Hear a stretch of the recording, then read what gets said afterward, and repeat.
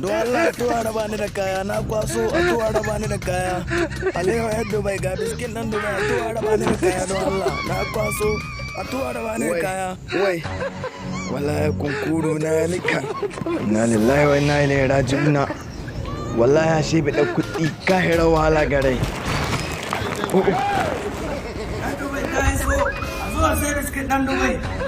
Ga Alewa yan Dubai na ƙi dai. Yani ya ake ciki wani gani ya kamar da maya wallahi ni na ko gaya ne ashe baka da kuɗi baka da komi ke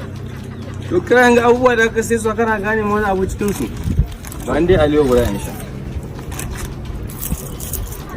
ya ake ciki a kasuwar wallahi kasuwa alhamdulillah ga dai na kafin kayan namu wallahi yan Dubai na yan Dubai muka oda don't know why it's going on. Guda dai zaka ɗauka ko ba ka guda ta yasa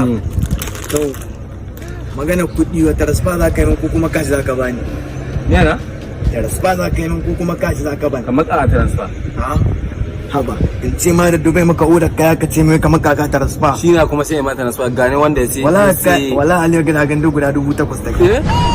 8,000 ka bani transfer ko ka bani cash magana ta kare ai tun da ka gani ni na sai da kayan ka san ba banza ba ko zan bada kuɗi hauka na wallahi kayan 8,000 na ka shawo ga akwai goban na wallahi kayan ni ko darhami wanda wurin ba guran uba ke kai yana ji min sani na wallahi tallahi jahilci ko da yamma tsaya ka rike ina na rance Allah ban rikewa wallahi sai na shuka ma rashin mutunci a yau 8,000 sha kaya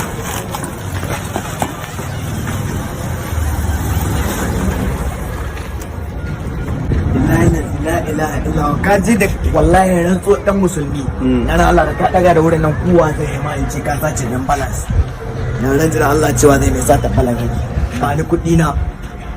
wallahi banjin hakuri banjin has na rantsuwa Allah sai ka kawo kuɗi 8,000 transfer ko ka bari ba ka kawo nan ba ina yan baka da kashi kamar ka ba wallahi banjin has sakani banjin has